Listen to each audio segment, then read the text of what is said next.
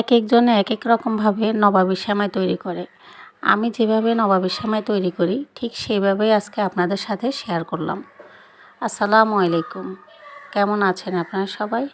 নিশ্চয়ই যে যেখানে আছেন আল্লাহর রহমতে সবাই ভালো আছেন, সুস্থ আছেন। প্রথমে আমি কড়াইয়ের মধ্যে 1 টেবিল চামচের মতো ঘি দিয়ে দিলাম। তারপর এখানে দিয়ে দিব কিশমিশ আর বাদাম। এগুলোকে আমি একটু ভেজে নেব। যখন একটু ভেজে নেওয়া হয়ে যাবে তখন আমি বাদাম আর কিশমিশটা উঠিয়ে নিব। আগে বাদাম আর কিশমিশটা এইভাবে ভেজে উঠিয়ে নিলে খেতে কিন্তু বেশ ভালো লাগে।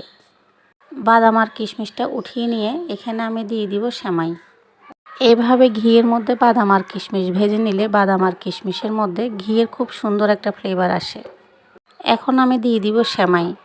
চুলার আঁচ একদম কমিয়ে নিয়ে সেমাইটা ভেজে নিব। সেমাইটা ক্রিস্পি হওয়া পর্যন্ত ভেজে নিব।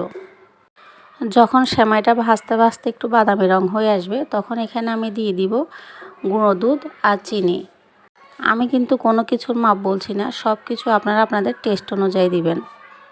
আপনারা মিষ্টি যে হিসেবে খেতে পছন্দ করেন ঠিক সেই হিসেবেই চিনিটা দিবেন। এখন খুব ভালো করে চুলার আঁচ কমিয়ে রেখে ভেজে নেব যতক্ষণ পর্যন্ত সেমাইটা বাদামি রং হয়ে না আসে। চুলার আঁচ একদম কমিয়ে ভাজতে হবে, কারণ এখানে চিনি আর গুঁড়ো দুধ দিয়েছি, তা না হলে পুড়ে যাবে। সব শেষে আমি 1 চিমটির মতো লবণ দিয়ে দিলাম। এখন সেমাইটা আমি যে বাটিতে সেট করব সেই বাটিতে নিয়ে নেব। এরপর একটা স্প্যাচুলা দিয়ে একটু চেপে চেপে সেট করে দিব। সেমাইটা সেট হতে দিয়ে আমি ক্রিমটা তৈরি করে নিব। ক্রিমটা একেকজনে একেক রকমভাবে তৈরি করে। আমি যেভাবে তৈরি করলাম ঠিক সেভাবে শেয়ার করলাম। এখানে আমি 1 লিটার দুধকে আগে থেকে জাল দিয়ে ঘন করে ঠান্ডা করে নিয়েছি। এরপরে 4 টেবিল চামচ কাস্টার্ড পাউডারকে ঠান্ডা দুধ দিয়ে গুলিয়ে দুধের মধ্যে দিয়ে দিলাম। তারপর দিয়ে দিলাম এখানে হাফ কাপের মতো কনডেন্স মিল্ক। কনডেন্স মিল্কের পরিবর্তে আপনারা এখানে চিনিও দিতে পারেন। এতক্ষণ কিন্তু আমি চুলার আঁচ বন্ধ করে রেখেছি। এখন চুলাটা জ্বালিয়ে নিয়ে অনবরত নাড়তে থাকব। ক্রিমটা ঘন হয়ে যাওয়া পর্যন্ত নাড়তে থাকব। ক্রিমটা আমার ঘন হয়ে গেছে। এবার এটা আমি ওই যে সেট করে রেখেছিলাম সেমাইয়ের মধ্যে দিয়ে দিব। আমি কিন্তু অল্প কিছু সেমাই রেখে দিয়েছিলাম। যখন ক্রিমটা সেমাইয়ের মধ্যে দেওয়া হয়ে যাবে তখন বাকি যে সেমাইটা ছিল সেটা আমি উপর দিয়ে ছড়িয়ে দিব। আপনারা চাইলে কিন্তু সেমাইটা 2-3 লেয়ার দিয়েও করতে পারেন, অথবা যে কোনো গ্লাসেও সেট করে নিতে পারেন।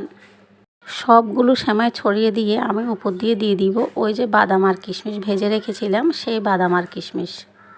অল্প একটু ক্রিম থেকে গিয়েছিল, এই জন্য আমি 4 চামচ দিয়ে একটু উপর দিয়ে দিয়েছিলাম। এরপরে এটাকে আমি সারা রাত নর্মাল ফ্রিজে রেখে দিব। হাতে সময় না থাকলে কমপক্ষে 4-5 ঘন্টা রেখে দিবেন। এই সেমাইটা কিন্তু ঠান্ডা ঠান্ডা খেতেই বেশি ভালো লাগে। আজকের এই নবাবী সেমাইয়ের রেসিপিটি আপনাদের থেকে কেমন লাগলো জানাবেন। আমার থেকে কর্নফ্লাওয়ার দিয়ে ক্রিম রেডি করলে অত বেশি ভালো লাগে না, এজন্য আমি সব সময় কাস্টার্ড পাউডার দিয়ে ক্রিমটা রেডি করি। এভাবে রেডি করলে কিন্তু কাস্টার্ড পাউডারের খুব সুন্দর একটা ফ্লেভার আসে। ফ্রিজ থেকে বের করে আমি আপনাদেরকে সার্ভ করে দেখাচ্ছি কী রকম হয়েছে। ভালো থাকবেন। আল্লাহ হাফেজ।